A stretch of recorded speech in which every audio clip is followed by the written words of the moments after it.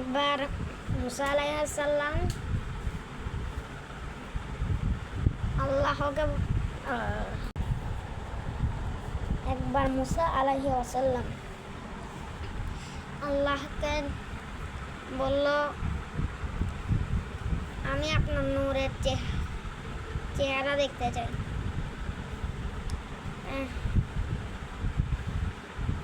তারপর আল্লাহ বলছে, তুমি আমার নূরের চেহারা সহ্য করতে পারবে না।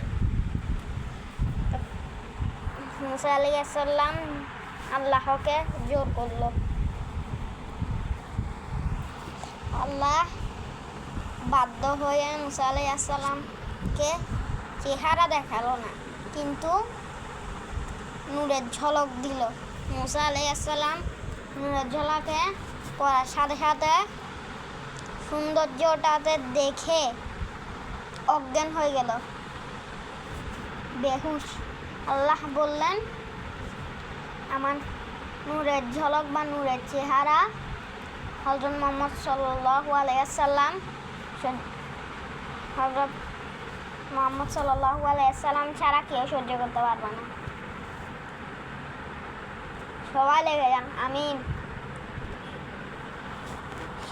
আপনি হয়তো শেয়ার করেও জান্নাতবাসী হতে পারেন। অন্য কেউ জান্নাতবাসী বানান, আপনিও জান্নাতবাসী হন।